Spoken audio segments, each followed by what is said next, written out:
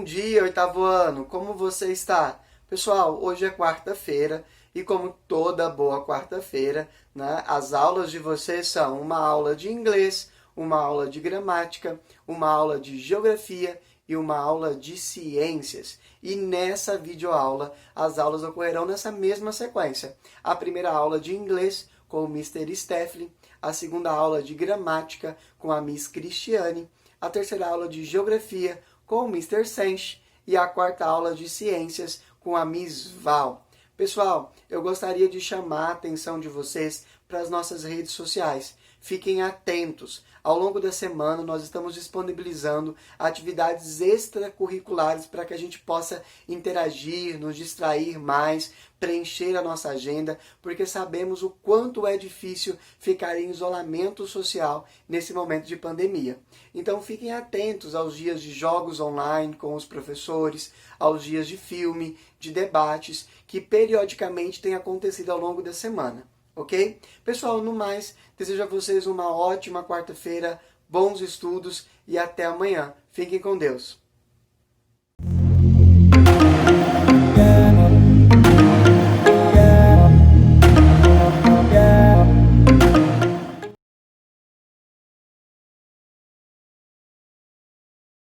Então, galera do oitavo ano, para a gente dar continuidade aos nossos conteúdos, na aula de hoje eu trouxe para vocês o Present Progressive ING. Presente progressivo ou presente contínuo, os dois significam a mesma coisa, são os verbos que, quando modificados, eles representam uma ação que está em contínua forma de movimento, certo? De ação em si. Está acontecendo, melhor dizendo. Então, eu posso transformar qualquer verbo simples, qualquer verbo no infinitivo, em um verbo no presente progressivo, no passado progressivo e por aí vai. Ok? Então, hoje nós vamos trabalhar com present progressive, com os verbos no progressivo, mas no presente. Eu trouxe para vocês alguns verbos. Temos aqui climb, que é escalar, play, tocar, jogar, serve tanto para tocar instrumento quanto para jogar algum jogo, esporte, etc. Swim, nadar, dive, mergulhar, throw, jogar de atirar, atirar uma pedra, jogar um papel fora, ok?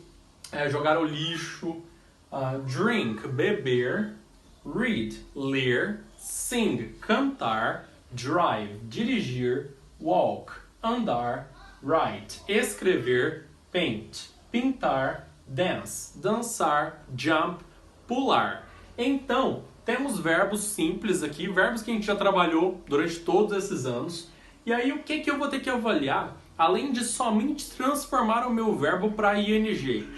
Eu vou ter que analisar se o meu verbo ele tem CVC. Vocês lembram quando a gente trabalhou com CVC, que significa Consonant, Vowel, Consonant? Então, eu coloco de trás para frente no meu verbo em si, e se der correto, a letra CVC com as letras de cima se formarem consoante, vogal, consoante, eu repito a minha última letra, ok? E aí sim que eu vou acrescentar o ing para dar o sentido de continuidade no meu verbo.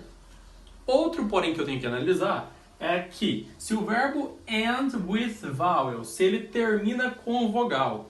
Por exemplo, o meu verbo aqui, dive, que eu coloquei para vocês, dive, mergulhar. Se eu tenho um verbo que termina com dive, com vogal, no caso aqui terminou com E, na palavra dive, para eu colocar o ing, eu vou ter que fazer uma modificação. Eu não posso juntar essas duas vogais. Então o que eu vou ter que fazer? Eu vou retirar, simplesmente, eu apago a letra E e coloco o ing, ok? Isso vai acontecer em todos os casos que tiverem uma vogal no final do meu verbo. Então eu vou retirar essa vogal e colocar o ing aqui como exemplo. Cortei ela, acrescentei o i no lugar do e assim completando o ing. Ok? Então é uma forma simples de eu criar uma outra frase, uma outra forma de se falar em inglês. Beleza, então, vamos criar algum exemplo aqui? Vou criar com Juan. Juan, você vai ser o sorteado da vez. Juan. Agora, eu preciso de um verbo to be para identificar o Juan. Juan is. Juan is. Vamos escolher um verbo. Pode ser dive. Juan is diving, lembra? Aqui eu já coloquei retirando o E, acrescentando ing. Então, diving in the ocean. In the ocean. Então, o Juan está mergulhando no oceano, ok? Então, sempre nessa sentido de ando, indo, mergulhando, comendo, ok? Pintando, dançando, escutando.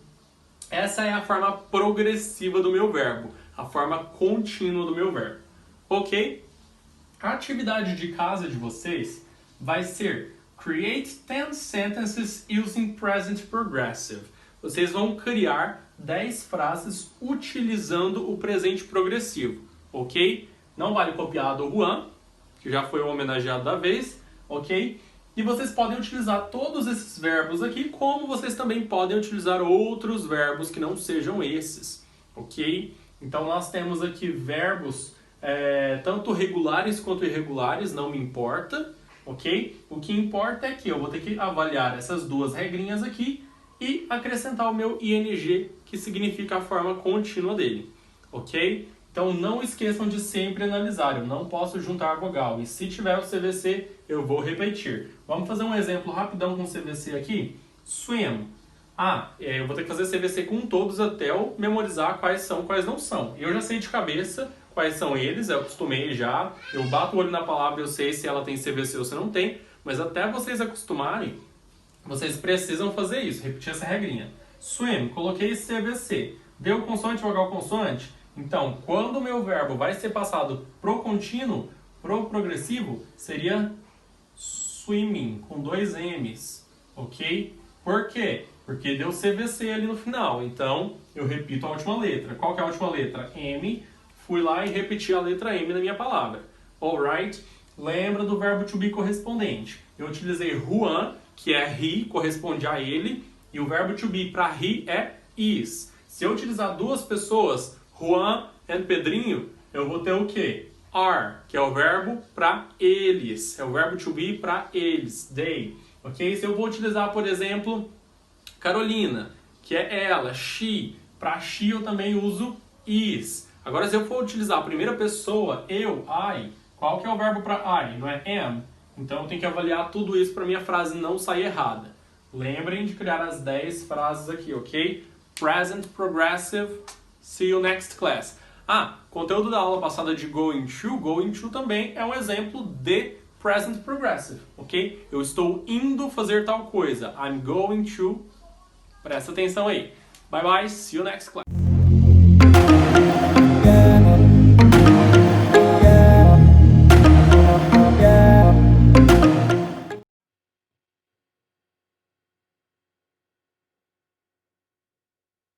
Oitavo ano, tudo bem?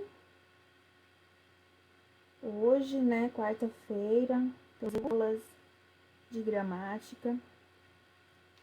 Continuamos aí seguindo aulas presenciais, só que de forma virtual, tá?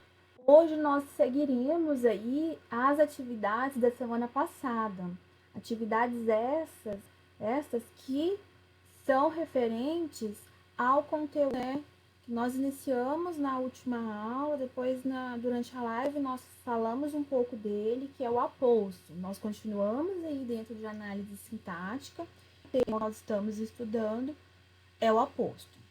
Tá? O aposto, as suas classificações. Então, no vídeo da aula passada, eu coloquei um material complementar para vocês, né, que é um material que está disponível no vídeo, que complementa, né, que tem na apostila, no livro didático de vocês, para que vocês possam ter duas fontes de pesquisa, uma no livro e a outra no vídeo, ou alguma coisa que foi dita. São os partes 6 a 9. Então, são esses exercícios aí, todos eles, né, com base aí no conteúdo que eu disse para vocês, que nós estamos estudando, que é o aposto. Então, vamos aí.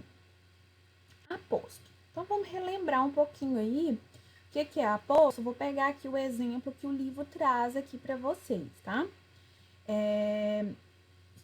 O que é um aposto? Como que funciona esse termo da oração, né? O aposto é aquele termo que faz o quê, meninos? Ele esclarece ou explica um termo que antecede, ou seja, tem um termo e aí à frente desse termo tem uma explicação, um esclarecimento, alguma característica, algo dito aí sobre o termo que foi dito. Esse termo, né, essa explicação, esse esclarecimento é chamado de aposto. Então, explica, fala algo, esclarece algo que foi dito. Olha esse exemplo aqui. Né? O celular é o ápice de um processo que entrelaçou os computadores em nossa vida, afirma o escritor americano Nicholas Carr, especializado em tecnologia. Então, quando fala especializado em tecnologia, é um aposto. Esse aposto, ele na verdade, está esclarecendo, dando uma informação a respeito aqui desse escritor, do Nicholas Carr, que ele é o quê? Especializado em tecnologia. Então, temos um termo que antecede o aposto. O aposto, ele tem essa função de esclarecer ou de explicar, tá? Então, agora aqui nós vamos para as correções, tá? E foi só para relembrar um pouquinho aí do que foi dito na última aula. Aposto, refletindo e conceituando. Então, aqui nós temos esse texto, que vocês já leram aí para responder, né? Que é retirado aí da reportagem O Celular que Escraviza. E aí começam aqui as correções. Número 1. Escreva a que termos se referem as expressões a seguir. Letra A. Especializado em tecnologia. Quem é, meninos? O Nicholas Carr.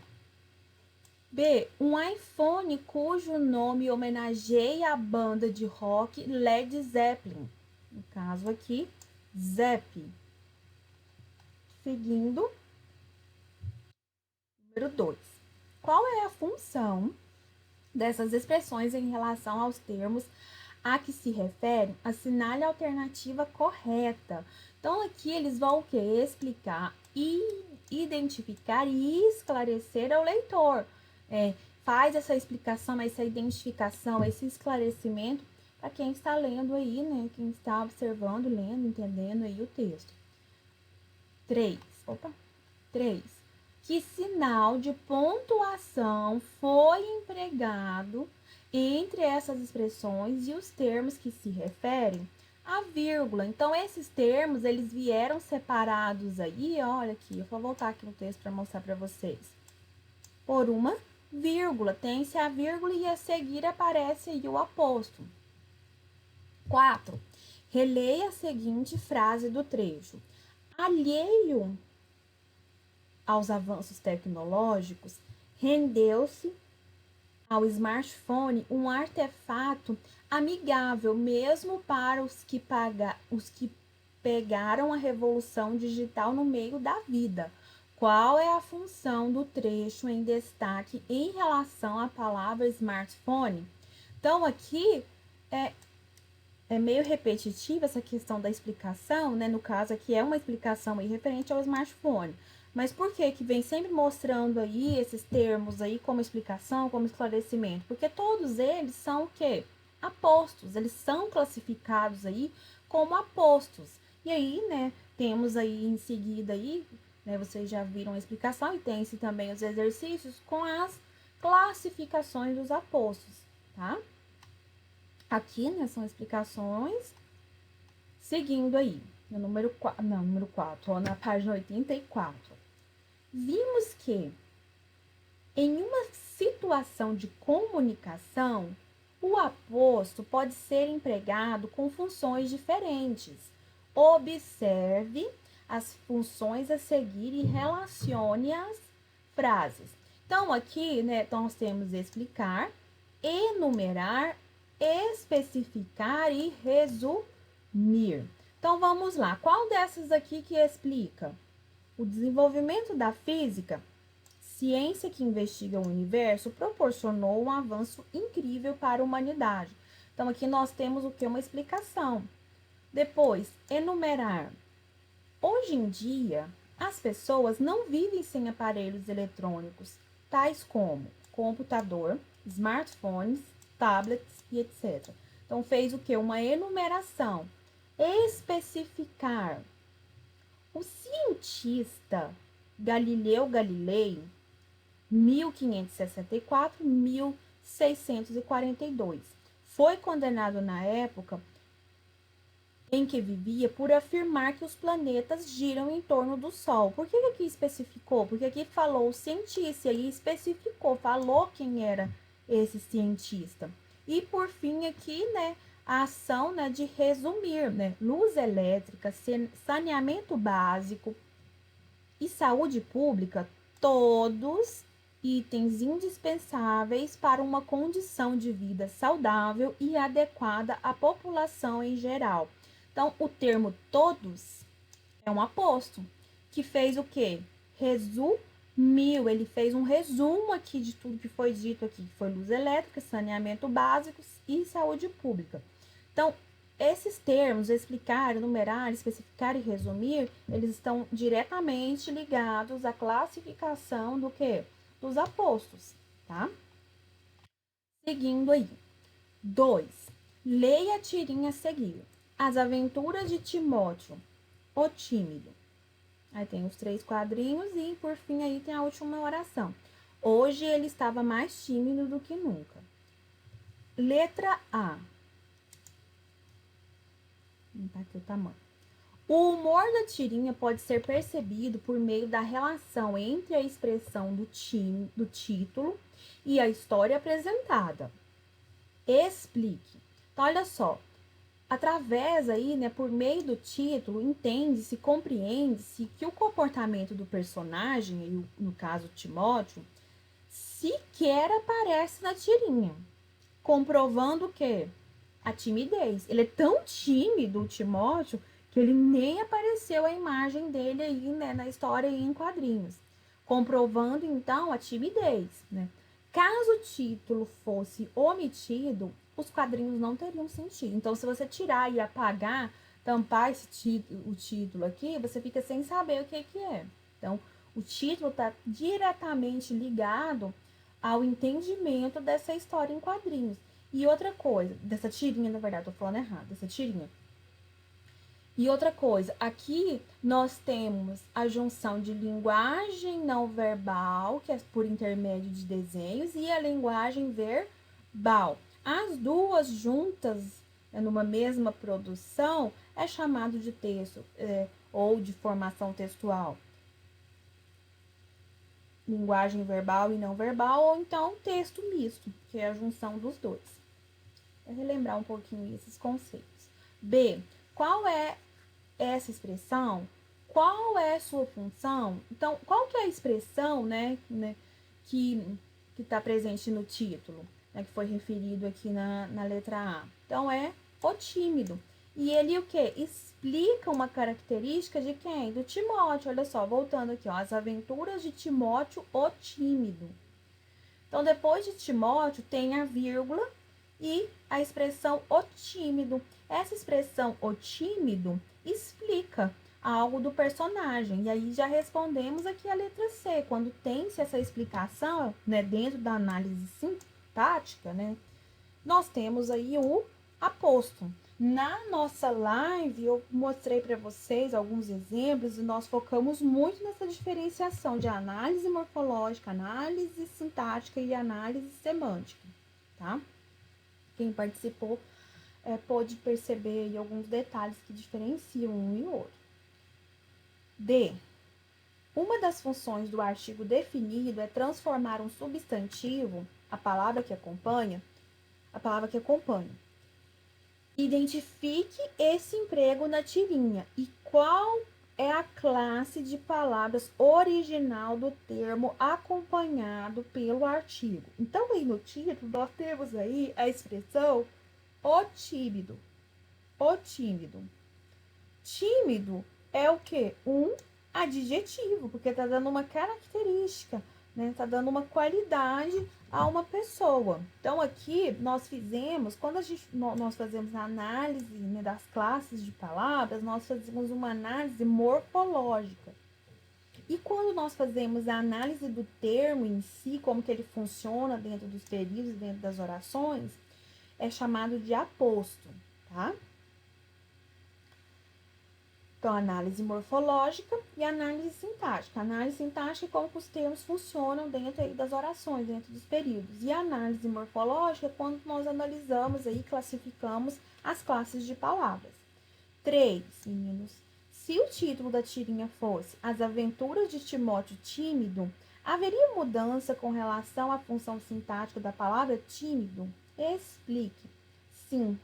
Nesse caso aí, o tímido, ele seria uma adjunta de nominal, né, de Timóteo. Só que aí teve o acréscimo da vírgula e do artigo o, ele passou a ser um aposto explicativo.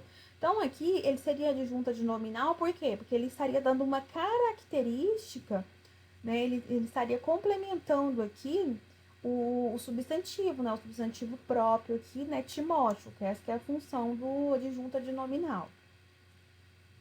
3. Você já ouviu falar em Albert Einstein? As frases a seguir trazem informações sobre ele. Em duplas, classifiquem os termos destacados em aposto ou predicativo do sujeito.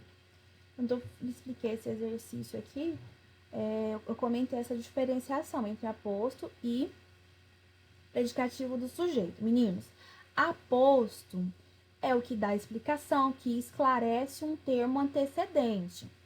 Pronto. Predicativo do sujeito é uma explicação do sujeito. Então, para ser predicativo do sujeito, tem que ser um esclarecimento, tem que ser uma caracterização, tem que ser alguma coisa que diga sobre o sujeito. O aposto, não. O aposto pode ser qualquer outro termo que venha anteriormente, né, que venha antecedendo ele, mas ele esclarece o termo que vem antes dele, tá? Então, vamos aí. Albert Einstein, o mais importante cientista do século XX, nasceu em 14 de março de 1879 na Alemanha. Nós temos aí um aposto, por quê? Tá falando aqui, tá dando uma explicação sobre Albert Einstein, sobre o termo que antecedeu, né, o aposto. Duas teorias de Einstein foram essenciais para a física, a da relatividade e a do fotoelétron. Então, aqui, novamente, nós temos um aposto, né, porque eu estou dando uma informação do que foi dito anteriormente. Agora, nós já temos dois exemplos aqui, né, que são de predicativo do sujeito. Persistente. Einstein se destacou em matemática e em outros problemas de lógica, mesmo tendo dificuldades em geografia, história e grego, matéria cujo professor lhe disse que não chegaria a lugar algum. Aqui, meninos, o que nós podemos concluir aqui de análise? Por que é um predicativo do sujeito? Primeiro, nós temos que achar o sujeito. Quem que é o sujeito aqui da oração? É o Einstein. Então, persistente é uma característica de quem? Do Einstein. Ele foi persistente. Einstein é o sujeito. Então, por isso que persistente é predicativo do sujeito, que é uma característica e uma informação sobre o sujeito, tá? Einstein, desapegado, usava folhas de cheque como marcadores de páginas. Por que aí, olha só, tá até separado em vírgulas. Lembra o aposto, mas aqui é um predicativo do sujeito. Por quê? Porque o sujeito aqui da oração é Einstein. Esse desapegado é uma característica de Einstein, que é o sujeito. Então, essa é a diferença de um para o outro, do aposto, né, para predicativo do sujeito. Quando nós retomamos aqui, por exemplo, na letra A, Albert Einstein, o mais importante cientista do século XX, nasceu em 14 de março de 1879 na Alemanha. Esse o mais importante do século aqui, ele faz característica a Albert Einstein. Ele está explicando aqui, né, esse termo que foi dito aqui, né, que é Albert Einstein, tá? Então, essa aí é uma diferença entre um e outro, tá? Aposto explica, esclarece qualquer termo que venha anteriormente, né? E o predicativo do sujeito explica ou dá característica ou esclarece algo que esteja ligado diretamente aí ao sujeito, tá? Então, essas foram umas correções. Agora, eu vou mostrar para vocês Opa, pera aí. Não tá faltando aqui, gente, calma. Aqui. Opa. Então, aqui nós temos o finalzinho do exercício, ó. O prêmio Nobel, o mais célebre prêmio que um cientista pode ganhar, foi oferecido a Albert Einstein. Então, aqui nós temos um aposto. Aí você vai falar assim, mas prêmio Nobel não é o sujeito? Né? Mas prêmio Nobel pode ser que seja sujeito. Vamos analisar isso aqui. O prêmio Nobel, o mais célebre prêmio que um cientista pode ganhar. Então, aqui nós temos como sujeito, não é o prêmio Nobel, e sim o quê? O cientista, né? O cientista aqui que está, né, executando uma ação aí, que é a ação de ganhar. Nesse caso aqui, o cientista em questão é Albert Einstein. Então, por isso que aqui nós temos um aposto, que está explicando esse termo aqui, né? O prêmio Nobel. E na letra A, né, o ano de 2005 foi instituído como Ano Internacional da Física, em comemoração ao centenário do Ano Miraculoso de Einstein, 1905, quando, aos 26 anos, ele publicou 4 artigos essenciais para a física do século XX. 1905 é um aposto. Por quê?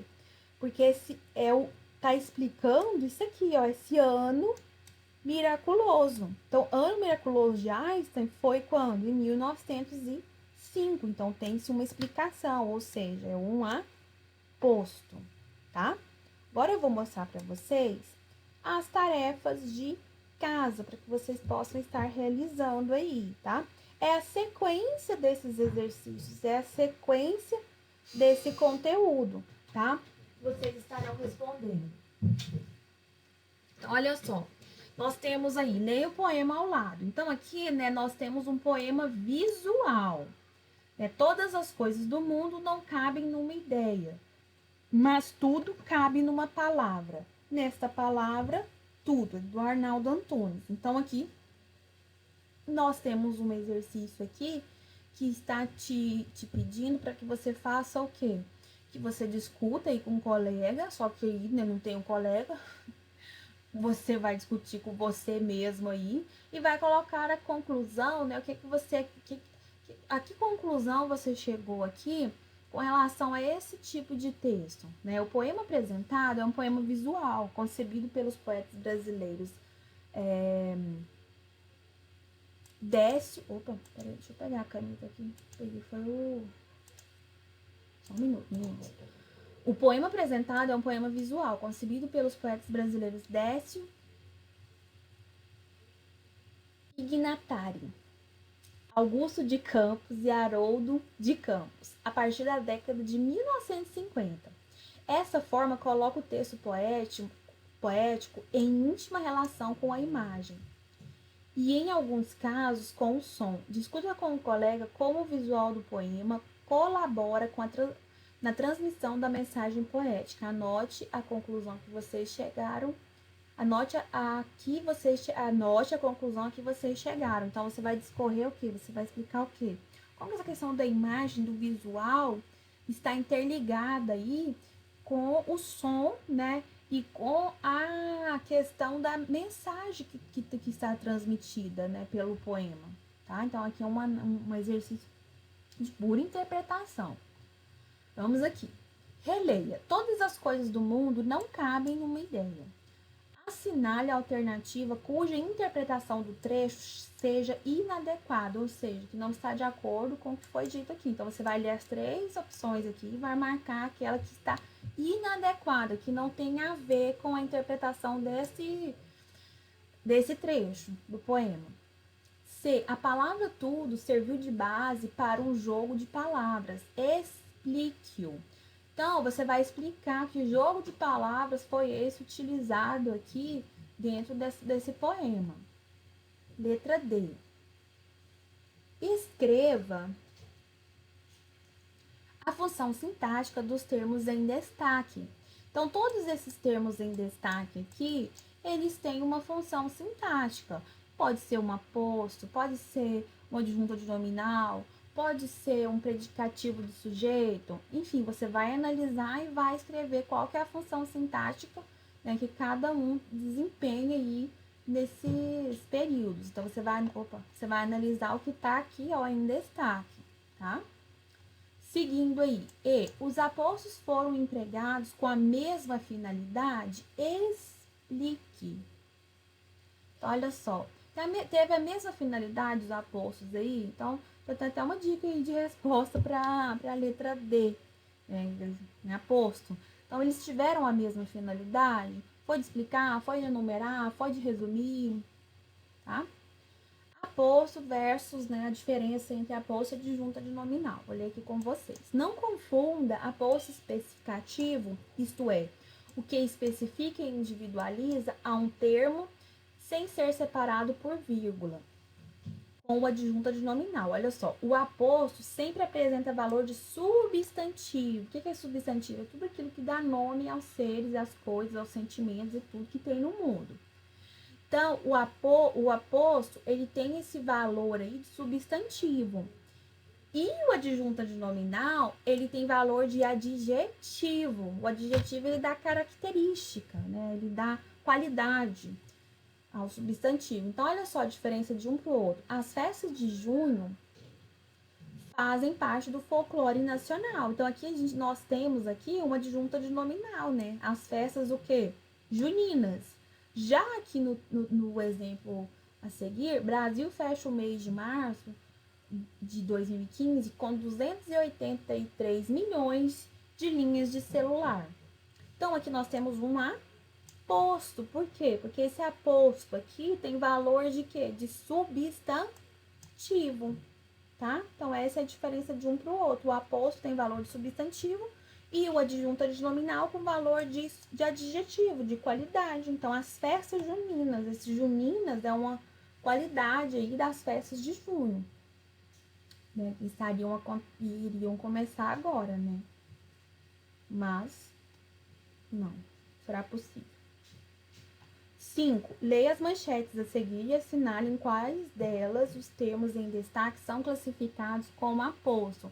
Então, você vai ler esses trechos aqui, essas manchetes, e você vai dizer quais delas são classificadas como aposto. Então, aqui nós temos o destaque de Abril, de Terra, de Natal, de Machado de Assis.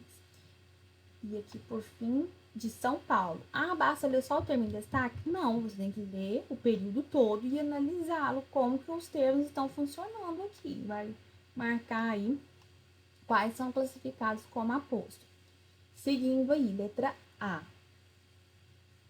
Identifique a função sintática das expressões que não são aposto. Então, as que não são classificadas como aposto, elas são adjunta de nominal, elas são predicativo do sujeito. Qual que é a classificação sintática dela e qual que é a função sintática? B. Transforme as expressões que não são aposto em adjetivo. Então, aquelas que você considerar que não são, que não tem aposto, que não é um aposto, você vai transformar ela, a expressão, em um adjetivo. Por exemplo, Saraus se fortalece na periferia de São Paulo. Eu posso trocar. Saraus se fortalece na periferia paulistana. Entenderam? Então, eu até dei uma resposta aí para vocês, tá? Aí é só vocês retomarem aqui, ó. O que não for aposto, né? Pode ser que seja adjunta de nominal. Ou seja, tem valor de adjetivo. Seguindo aí, identifique a que gênero textual corresponde cada um dos textos a seguir. Então, gêneros textuais, nós temos aí reportagem, narração, dissertação, artigo de opinião, enfim, nós temos uma, né, sinopse, nós temos vários, né, gêneros textuais. Então, você vai identificar aqui, né, qual gênero textual cada um desses textos pertence. Você vai colocar aqui nesse espaço aqui, nessa linha que está abaixo aqui, tá? Aí nós temos fábulas, nós temos contos de fadas, tá? qual é o gênero textual cuja função é semelhante à de um aposto? Explique. Então, existe um dos gêneros textuais aqui que tem a função parecida aí com a do aposto, que é explicar, né, algo que foi dito anteriormente. Você vai, né, falar e vai explicar. B. Identifique e sublinhe os apostos se houver nos textos A e C. Então, você vai voltar, botei demais, no texto A e no texto C e vai identificar se tem aposto. Se tiver, você vai lá e sublinha, passa um tracinho. 7. Peraí. 7. Leia este anúncio publicitário. Qual é o público-alvo do anúncio? Então, vamos aqui ler o anúncio. Roda no computador mais moderno que existe, o seu cérebro. Revistas Coquetel. O game que roda no seu cérebro. Bom pra cabeça. Coquetel. www.coquetel.com.br. Qual é o público-alvo do anúncio? Vai dizer aí, é pra quem que é esse público-alvo? É pra criança, pra adolescente, é pra público feminino, para donas de casa, para os advogados, para os médicos, para os engenheiros, para qual público-alvo é? Qual é o produto anunciado? Então, qual é o produto que foi anunciado aí nesse anúncio publicitário? Tá? Seguindo aí, letra C. Pronto. Letra C. No texto é utilizada a expressão roda no computador. Jargão utilizado por pessoas que lidam com a área da informática. O que ela significa? O que significa isso? Roda no computador? É uma roda que fica girando lá no computador? O que significa essa expressão? D. Segundo o anúncio, o cérebro é o computador mais moderno que existe. Você concorda? Argumente. Se você concordar, sim, e você vai argumentar, vai explicar. Se você diz que não concorda, você também vai argumentar. E. Observe a imagem do anúncio. Aí você vai lá e volta lá e observa. Que relação pode se estabelecer entre ela e a mensagem veiculada?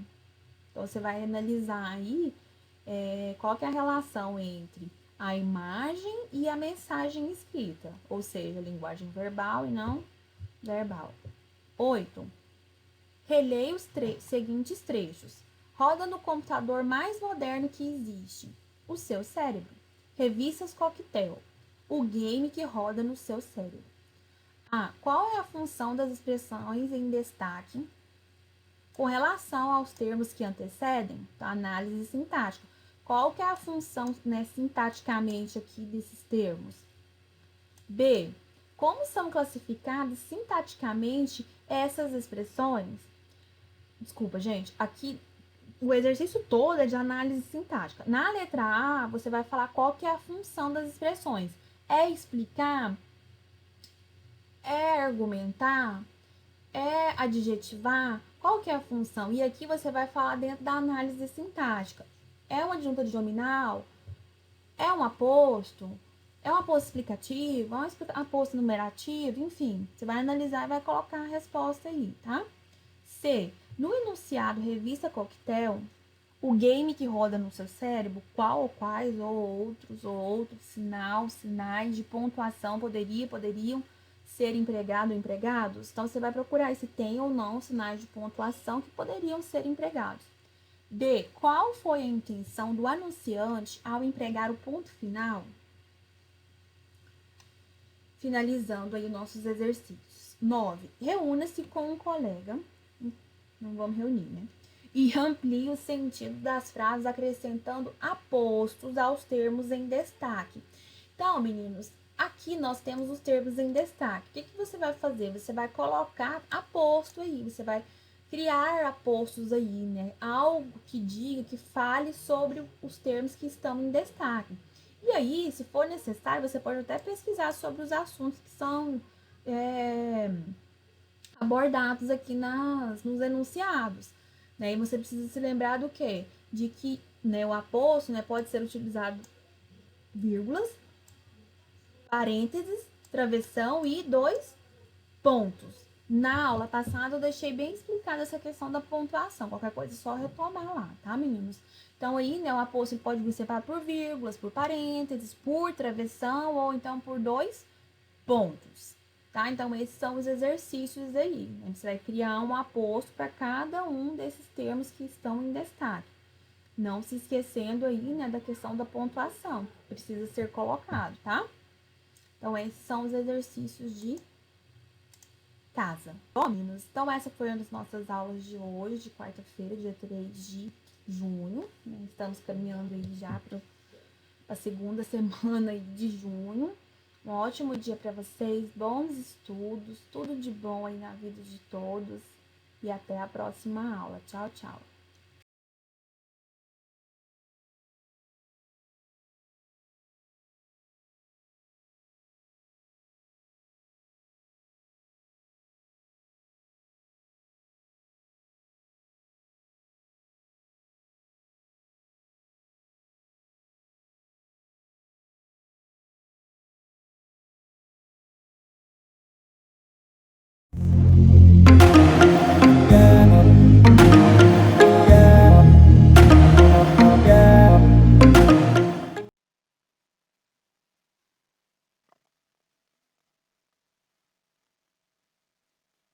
Olá, oitavo ano, bom dia.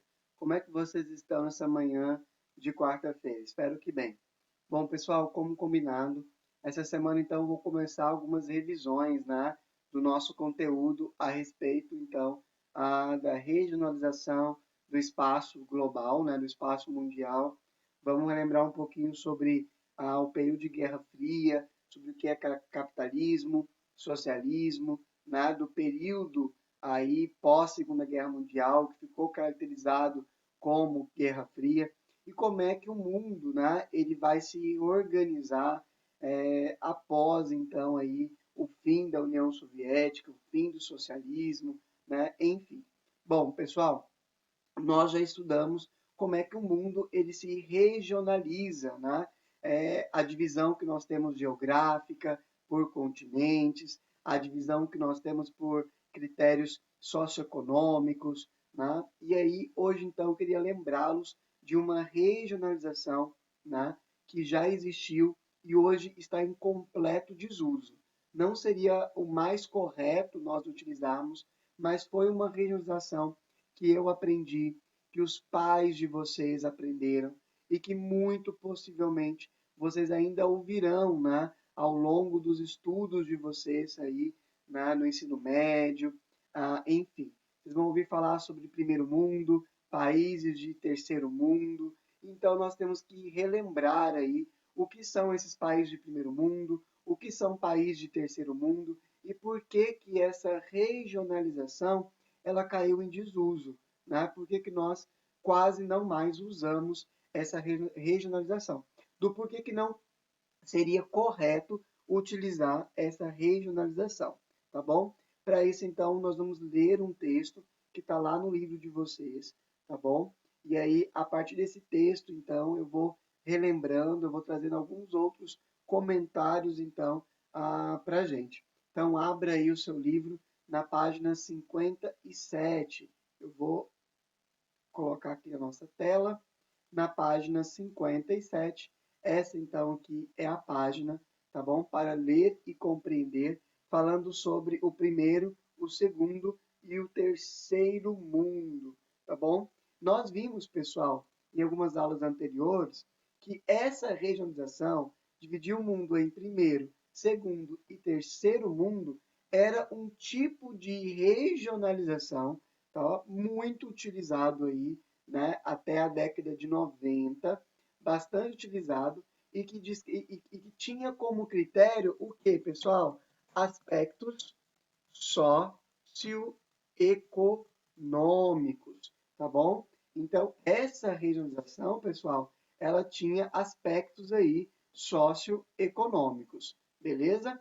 Nós já vimos isso aqui já, então era baseada na economia, no modo de vida das pessoas, né, no índice de desenvolvimento humano dessas pessoas. O mundo foi dividido então os países entre primeiro, segundo e terceiro mundo, tá bom? E aí esse texto nos conta um pouquinho da história dessa regionalização. O texto, ele inicia-se, eu vou colocar aqui só um marca-texto, deixa eu ver a opacidade, tá ok? Ele diz que em 1956, durante a Guerra Fria, né, nós já vimos isso então, o período aqui é o período de Guerra Fria, deixa eu mudar para vermelho, o economista francês Alfred Salf realizou um estudo em que apontava as grandes disparidades econômicas e sociais existentes entre os países do mundo. Pessoal, o que são disparidades econômicas? São as diferenças, tá? Então, esse pesquisador, vendo que os países eram muito diferentes entre eles economicamente, nesse estudo, Salvo utilizou a expressão terceiro mundo para denominar um grupo de países pobres, tá bom? E politicamente neutros. Pessoal, por que neutros? Porque durante a Guerra Fria, lembra que de um lado nós tínhamos o capitalismo e do outro lado o socialismo. O grande Estados Unidos, né, como potência capitalista, e do outro lado a União Soviética como uma potência socialista.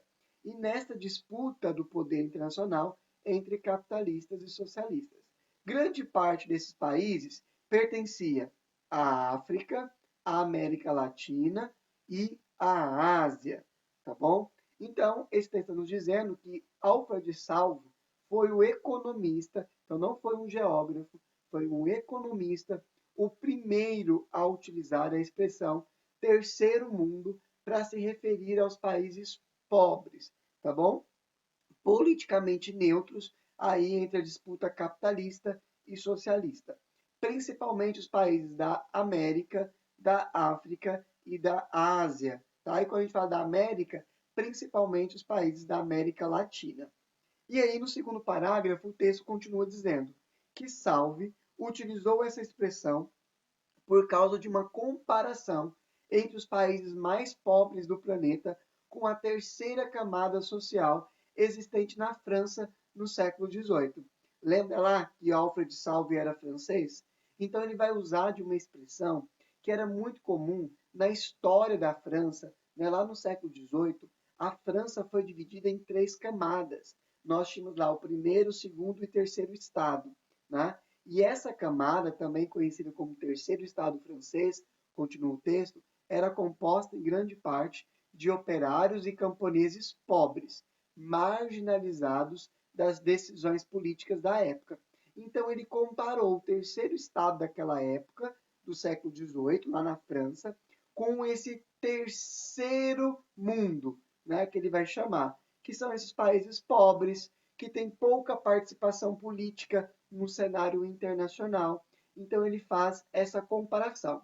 Só para vocês lembrarem e para a Iris ficar feliz, eu trouxe aqui uma imagem para vocês lembrarem uma charge muito famosa entre os três estados, tá? Então estou deixando aqui para vocês.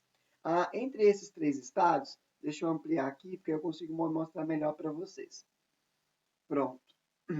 Entre esses três estados, vocês vão ver aqui, ó, aqui, carregando aqui o povo, esses dois, nós temos três pessoas aqui, né?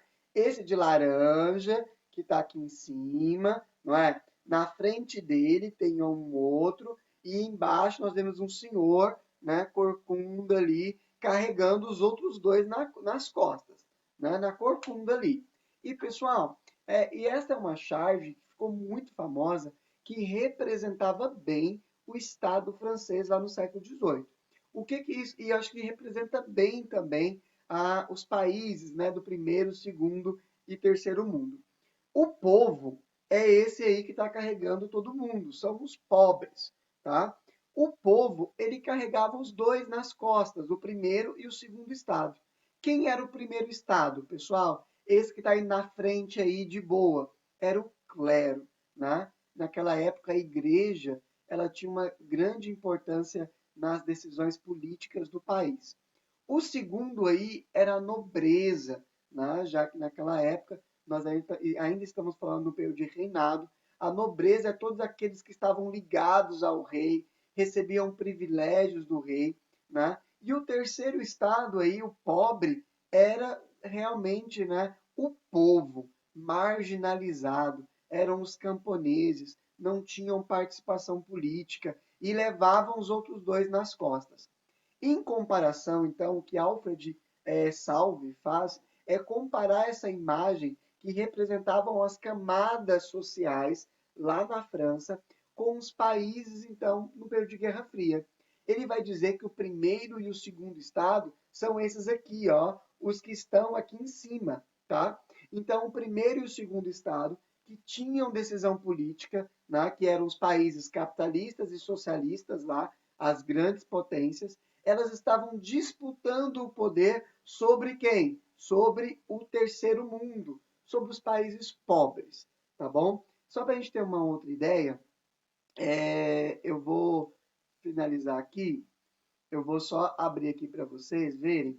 Essa é uma outra imagem, ela mostra um pouquinho sobre os privilégios, só para a gente entender, né? Do século XVIII. Então, as camadas privilegiadas era lá o primeiro e o segundo estado, que era o clero e a nobreza, e os não privilegiados aqui, ó, era o terceiro estado. Então, é isso que Salve está fazendo comparação. Ele está dizendo que o terceiro mundo, esses países que ele está chamando de terceiro mundo, eram os países pobres, então. Eram esses países, esse povo aqui, que não participava das decisões políticas do país. É isso, então, que Salve está chamando, né, nesse texto, de países aí de terceiro mundo, beleza? Em comparação, então, em referência, né, a esses estados que eram por camadas sociais lá na França. Pessoal, a partir dessa classificação, os países do mundo passaram a ser regionalizados conforme o mapa abaixo. E aí, pessoal, esse mapa aqui é incrível. Por quê? Esse mapa ele mostra pra gente, deixa eu tirar a opacidade aqui. Esse mapa mostra pra gente os três mundos. De verde, os países de primeiro mundo, de amarelo, o de segundo mundo, e aqui, ó, de rosa, os países do terceiro mundo. E aí, pessoal, tem uma coisa que a gente tem que prestar bastante atenção aqui, ó. Deixa eu agora colocar a opacidade. Ó, o primeiro mundo, países capitalistas ricos. Os ricos e capitalistas. Então, os verdes que vocês estão vendo aqui eram os que eram ricos, ou seja, privilegiados, e eram capitalistas. Os de amarelo eram os países de economia socialista. Então, o que vocês estão vendo aqui eram os países socialistas. E já que eles eram socialistas, pessoal, não dá para dizer que eles eram ricos ou pobres, né? Já que o socialismo prega a extinção das classes sociais. E no terceiro mundo, que é esse de rosinha, nós vemos os capitalistas pobres, tá bom? Os capitalistas pobres. E aí, pessoal, dentro desses capitalistas pobres, nós vamos ter aí, ó, grande parte dos países, né, de terceiro mundo aí da América, da África e também na Ásia. Pessoal, existe uma coisa que a gente tem que lembrar, que foi quando houve, né, a queda do Muro de Berlim, o fim do capitalismo, do socialismo, né? Essa regionalização ela deixa de existir, né? Nós deixamos de usar essa regionalização, então ela esquece ela, né? Nós deixamos de usar essa regionalização e aí nós passamos a usar uma outra regionalização que vai fazer o seguinte, ó, vai traçar uma linha imaginária, claro, né? Mas mais ou menos assim, ó. E aí ele vai dizer para a gente o seguinte, que aqui estão os países do norte, que são os países ricos, e aqui, ó, estão os países do sul, que são os países pobres. Esse, pessoal, é uma regionalização que nós usamos de forma muito mais comum do que essa de primeiro, segundo, terceiro mundo hoje. Inclusive, nós vamos dizer que o norte é chamado de países desenvolvidos, enquanto que o Sul aqui é chamado de países o quê?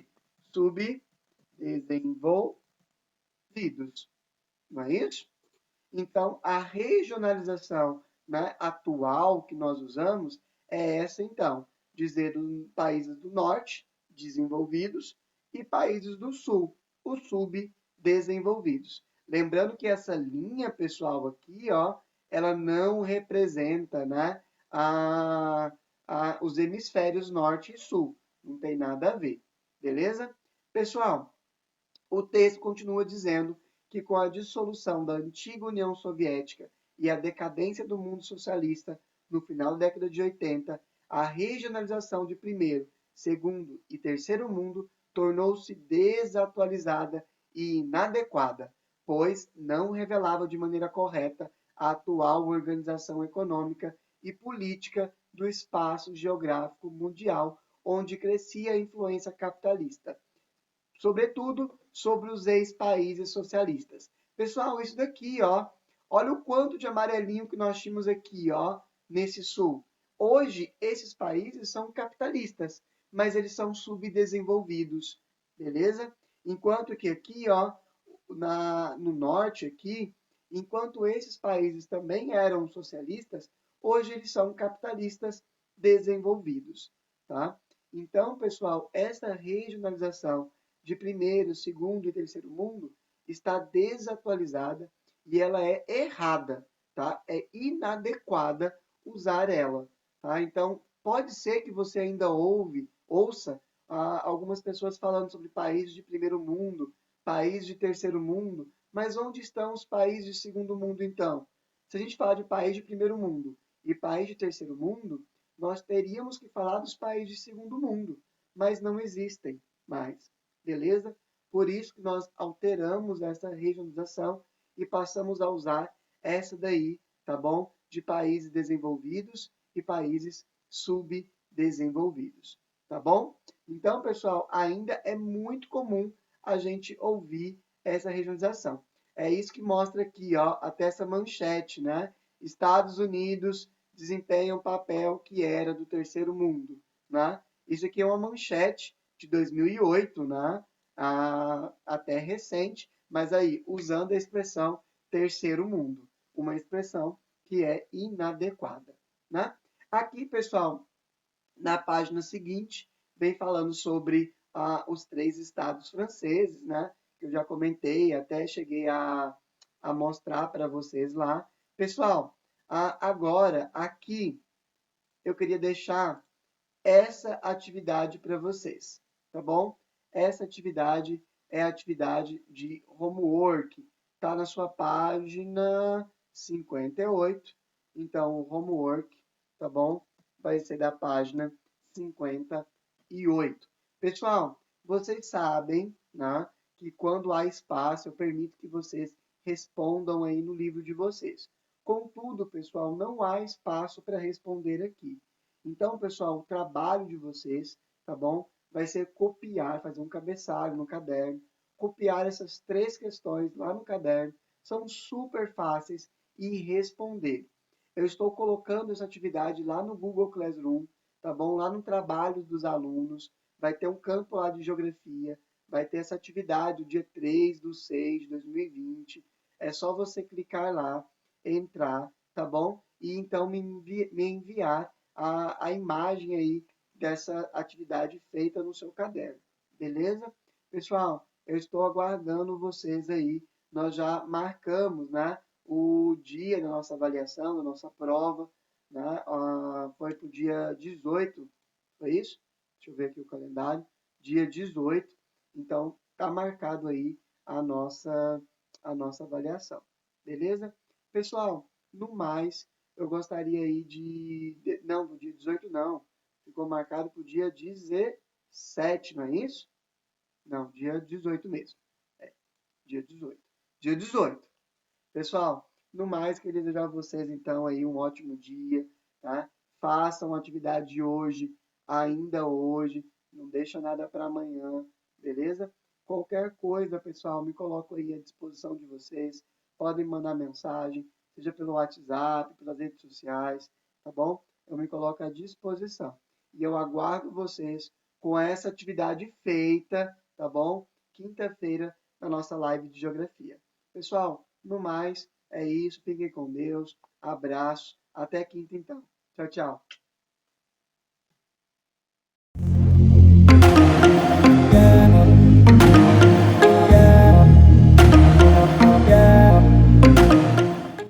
Olá, turminha do oitavo, nós terminamos o nosso capítulo 8, que é sobre o sistema escritor, né? Nós já marcamos algumas atividades avaliativas aí, né? Do nosso sistema, e eu vou começar uma série agora de correções não, revisões, né? De primeiro e segundo bimestre. É importante assistir em aula, né, para reforçar às vezes uma aula que você perdeu, né, aprender, né, reforçar aquilo que você já aprendeu. Então, vou revisar alguns tecidos do corpo humano, não pego todas as características, tá? Então, nós temos, né, vimos que as células, elas se agrupam e formam os tecidos. Esses tecidos se organizam, né, e formam os órgãos formam o sistema e o sistema vai formar o organismo. E os tecidos do corpo humano, gente, é formado por um conjunto de células semelhantes que desempenham a mesma função. Nós temos 4 principais tecidos, porém nós temos muitos outros. Tecido epitelial, tecido conjuntivo, tecido muscular e tecido nervoso. Eu não vou abordar todos, mas eu vou falar de alguns. Então, nós temos vários tecidos e eu vou trabalhar com os 4 principais. O tecido epitelial, ele tem como principal função o revestimento e a produção de secreção. O tecido conjuntivo, ele é um tecido que vai funcionar como preenchimento, sustentação, transporte e defesa. Então, a gente vai ver que o tecido conjuntivo tem vários outros tipos de tecido que vai realizar funções, né, diferentes no nosso corpo. Por exemplo, o tecido conjuntivo sanguíneo, né, ele vai ter a função de transporte. O tecido nervoso, que é um dos tecidos, né, tem a função de recepção e condução de estímulos nervosos. Então, o tecido nervoso lá, nós vamos ter os neurônios como principal representante e vai ter essa função. O tecido muscular, ele é responsável pela movimentação, pelos movimentos. Nós temos 3 tipos de tecido muscular, né? O liso, o estriado e o esquelético.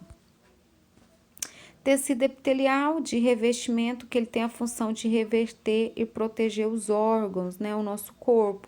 Então, eu tenho um epitélio simples, um endotélio muscular, um endotélio simples, né?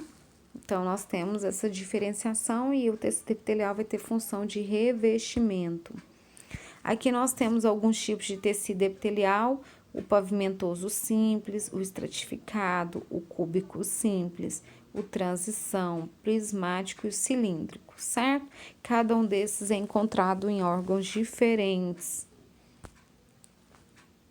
O tecido conjuntivo tem como principal os tecidos conjuntivos, né? É que as células, elas são bem separadas uma da outra, da sua matriz extracelular. E aí caracteriza por diversos tipos. Então, eu tenho o tecido conjuntivo frouxo, o tecido conjuntivo adiposo, o conjuntivo denso, o tecido conjuntivo ósseo, o cartilaginoso e o reticular. Certo? O ósseo vai compor os ossos, o cartilaginoso as cartilagens.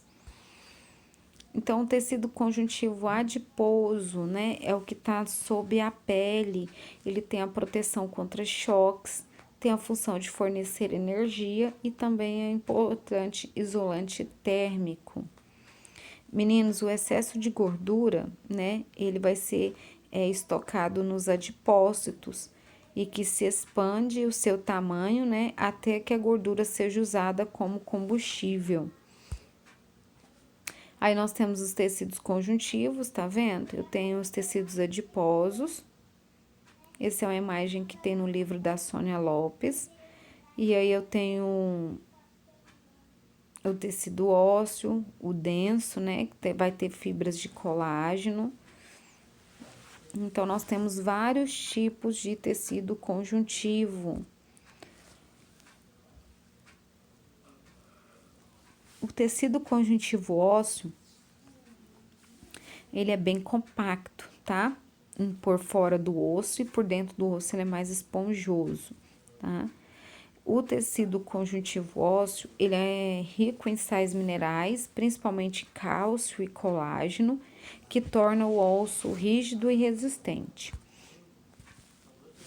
O tecido conjuntivo cartilaginoso, ele vai nos dar flexibilidade e não tem vasos sanguíneos, é o que a gente tem presente na orelha e no nariz e nas extremidades dos ossos, tá?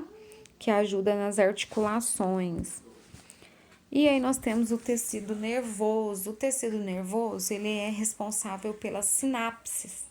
O que é a sinapse? É uma região entre dois neurônios, onde ele vai ter neurotransmissores que vão conduzir os impulsos nervosos, né? Então, vai transmitir um para o outro, né? Então, vai ter a onda sináptica e esses neurotransmissores, né?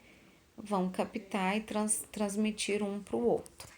Olha lá, eu coloquei 2 neurônios, um rosa e um azul. Eles não eram dessa cor, tá? E um vai passar a informação para o outro até chegar. Agora não. O tecido nervoso, gente, ele tá em todo o sistema nervoso. E ele é formado pelos neurônios e pelas células glia. Aí eu tenho um exemplo de um neurônio. Então, o neurônio, ele é formado pelos dendritos, que é a terminação de recepção. Ele vai ter o seu corpo, onde eu tenho o núcleo, né? O axônio, a bainha de mielina, né? O nodo de Javier. E, por último, a terminal do axônio. Então, onde vai ter as transmissões, que aí fica próximo aos dendritos e vai passando como se fosse uma rede, certo? A propagação. O tecido muscular, ele é formado por células capazes de contrair e assim diminuir de tamanho. E existem 3 tipos de tecido muscular: o esquelético, o liso e o cardíaco. O esquelético, gente, ele está preso aos ossos, tá? Eles são ossos, eles são músculos voluntários. Nós mexemos e contraímos e relaxamos eles de acordo com a nossa vontade. Nós controlamos, né? Então, tá nos músculos da face, nos braços, na perna, na língua. E o tecido muscular liso, né? Ele está em diversos órgãos, né, no tubo digestório, na bexiga, no útero. Eles são de movimentos involuntários, a gente não pode controlar. E o tecido muscular estriado cardíaco está presente somente no coração. Então, ele é um músculo involuntário, a gente não comanda. Olha tanto que eles são diferentes um do outro, né? As suas fibras, certo?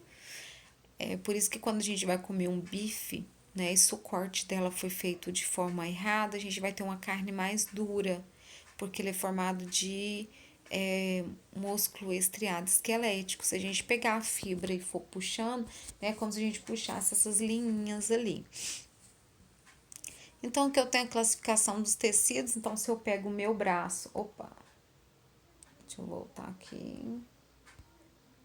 Se eu pego o meu braço, no meu braço eu tenho lá, né, o tecido epitelial, que vai recobrir a superfície do corpo, né, que vai formar a pele. Eu vou ter o tecido muscular, né, que é feito com fibras que se contrai e relaxa com movimentos voluntários. Eu vou ter os neurônios, né, que são tecidos nervosos que vão transmitir os sinais elétricos. Eu vou ter um tecido conjuntivo, né, que vai servir como um assoalho de um epitélio para outros tecidos. Eu vou ter o tecido ósseo, que vai formar os ossos do meu braço. Eu vou ter tecido cartilaginoso, que é no encontro desses ossos eu tenho a cartilagem protegendo a extremidade desse osso. E eu vou ter o tecido sanguíneo, que vai formar os vasos sanguíneos e o sangue para ter, né, irrigação e transporte de substâncias. Então, vocês viram que se eu pego um órgão, eu tenho lá vários tipos de tecido com uma função específica, tá ok? E aí, eu vou colocar 2 exercícios lá na plataforma, vocês vão copiar e responder no caderno e vai me mostrar na nossa live de segunda-feira, tá bom? Beijos e boa semana para vocês.